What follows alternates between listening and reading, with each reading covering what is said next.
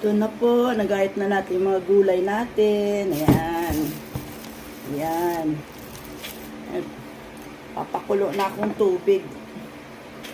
Gusto ko ano to sa, ano ba yung tawag doon? Blanch ba yun? Ipakuluan muna para mamaya, pag puro gisa-gisa na lang. Para hindi malata yung yung gulay. Gusto ko yung medyo may pagka-crunchy pa yung gulay. Ito, nalaga ko na kanina to. Itlog ng pugo. Babalatan na natin. Para tuloy-tuloy, mamaya gisa-gisa na lang. Ano ko lang naman to sa yung sa kumukulong tubig, yung gulay. Pa isang kulo, okay na yun. Para pag nagluto ba, sabay-sabay ang luto, pare-pareho ang texture niya. Saglit na lang, pag gisa-gisa na lang, tapos season to taste. Para yung gulay crunchy pa. Pero wag naman yung, ayoko naman ng half cook na gulay.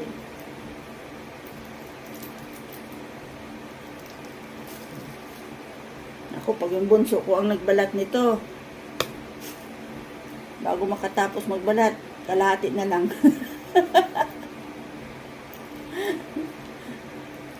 Para bang 1:3. Dalawang ilagay doon, isa sobo. Ganon.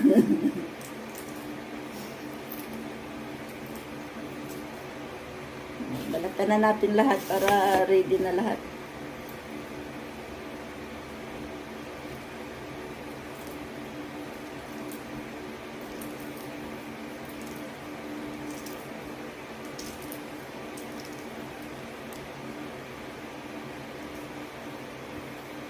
Tapusin ko muna to guys.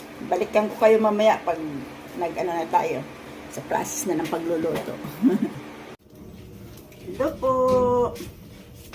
Tara po, magluto na tayo. Nung oras na.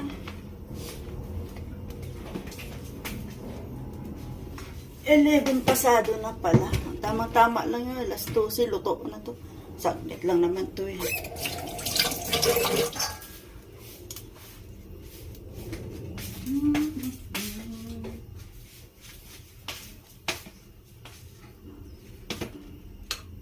Samahan nyo ako guys magluto. Igisa muna natin to. Sibuyas.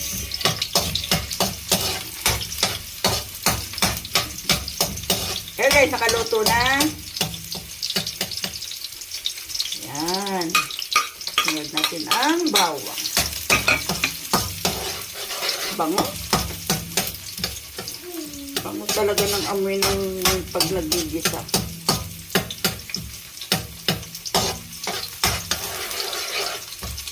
Bango ng bawang.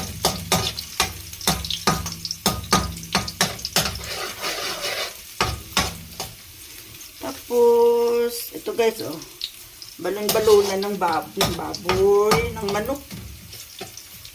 At ay balon-balunan yung sahog natin.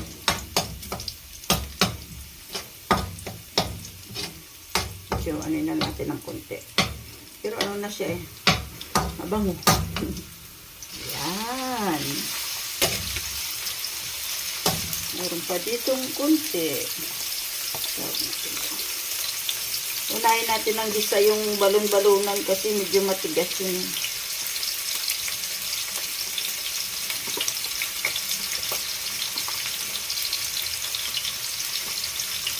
So, ito atay guys. Atay. Sunod natin dito. Unahin natin yung balon-balunan muna.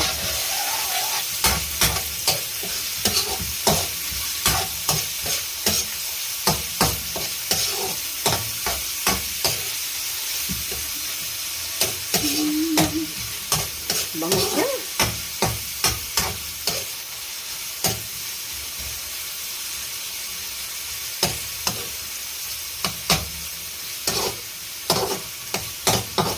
Medyo papulahin muna natin ng konti guys yung yung mawala ba yung para parang dugo-dugo bago natin ilagay yung atay. Kasi yung mga gulay natin mabilis na maluto yung kasi napakuluan ko na eh. Kaya mas madali na yun maluto.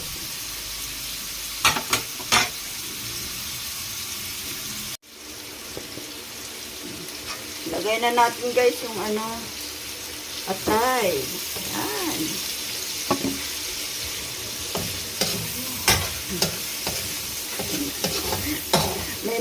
May nagsasalita guys sa likod ko, bango daw, bango.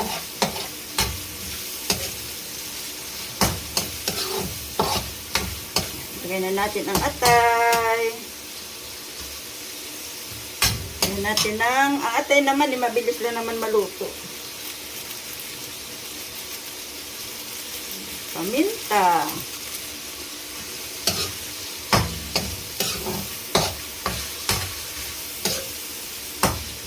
Bango talaga. Tapos, lagyan natin ng patis. Kunting patis lang.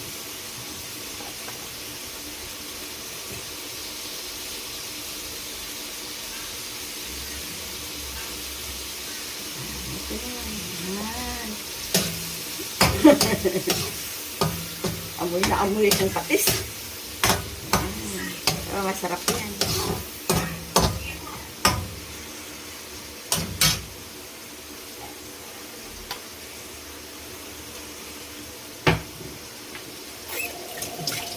Tapos papulahin lang din natin ng konti yung atay guys para ilagay na natin yung gulay natin.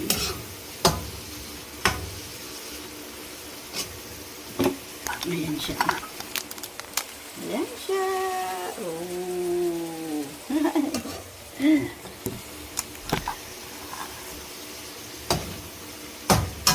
Gitlan ko guys.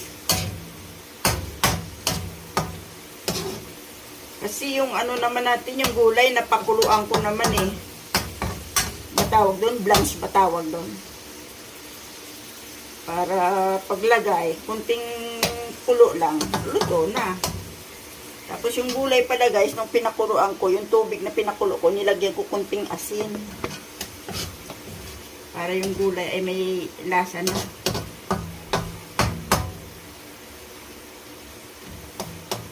Ayan na siya. Malapit na maluto.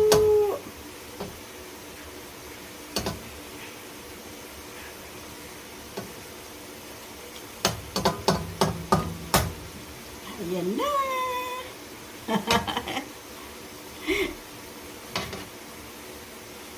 Ayan.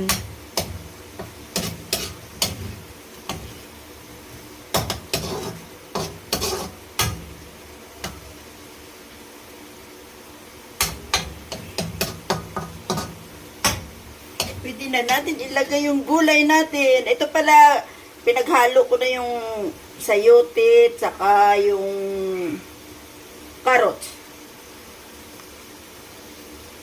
Tapos yung pala, guys, yung tangkay ng ng broccoli. Ayun ba ganun din, ginagamit nyo rin yung tangkay ng broccoli. Sayang yung mahal eh. Binabalatan ko lang. Eh, malambot naman yun.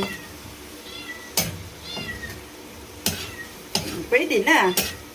Eh kasi kung yung bulaklak ng broccoli lang ang kukunin natin, bulaklak ba tawag doon? Kakapiraso lang eh. Para hindi ako kontento. Ayan, kulo-kulo na lang. Tapos lagay natin yung ibang gulay. Ito pa pala, aray ko. Ito palang repolyo. Hindi ko na ito pinakuluan kasi ito naman saglit lang din. Iwain muna natin para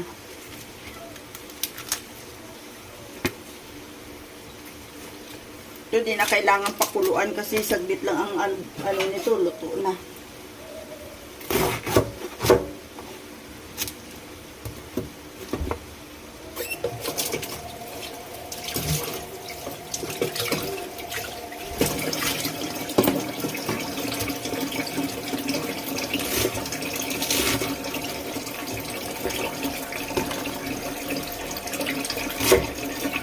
Ayun guys, nakaluto na. Na.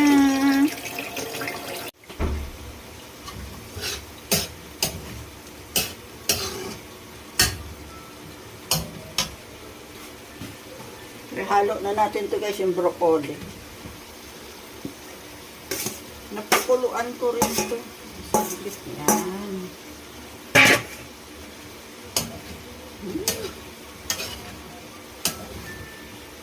Hindi na lang.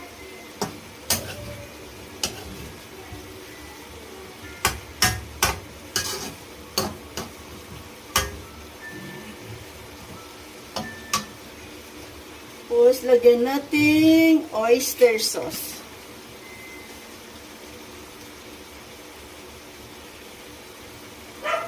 Tapusin naman natin ito. Ayan.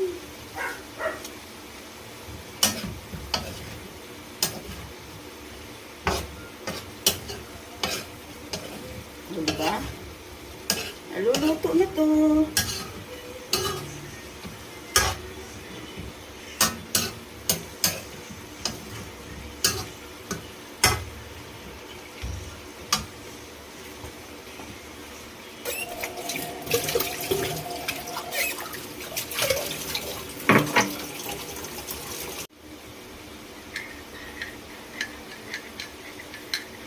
Ito po pala yung ano, tawag doon, all-purpose flour.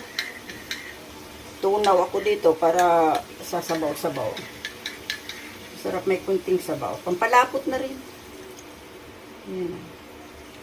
Ayan. Okay na yan.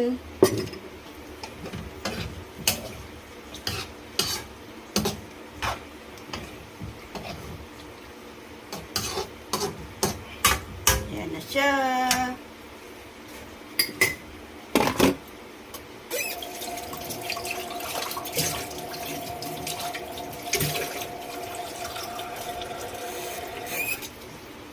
Kunti pa. Parang lumapot ng gusto.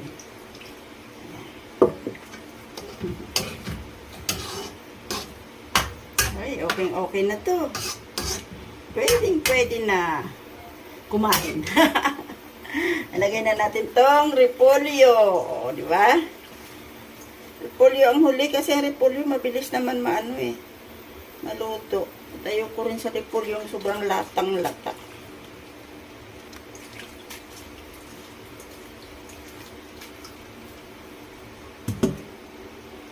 Ito pa pala.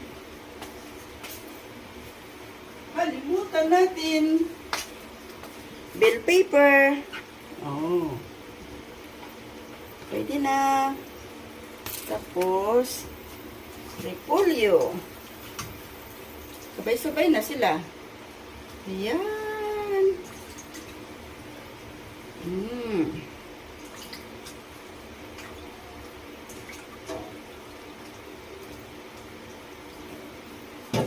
Ayan na.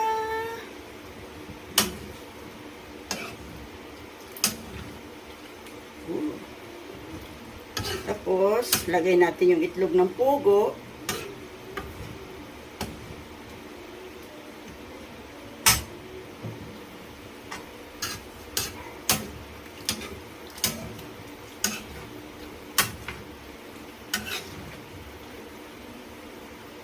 Diba? Puro gulay. Tingnan nyo guys. Ayan. Puro gulay. Ayan. Antayin na lang natin ng konti. Lagay natin yung itlog ng pugo. Luto na. Kakain na tayo.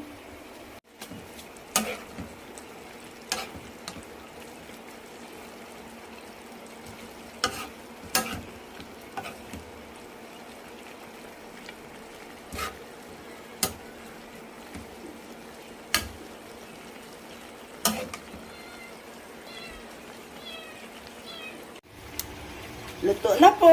Lagay na natin yung itlog ng pugo. Malinis ang kamay ko guys ha. Naghugas ako ha.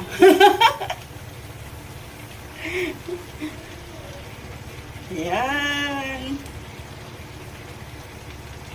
Oh. Luto na po. Ayan na. Pwede na po tayong kumain. Ayan. Patayin na natin yung kalan. Tikman natin muna yung sabaw.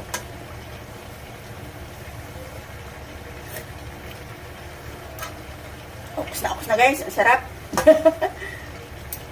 Ayan na. Tikman natin. Yung corn.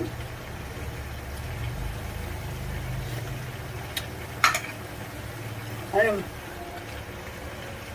Crunchy pa siya. Tayin na natin to guys. Pwede na. Kain na tayo. Magandang buhay po sa lahat.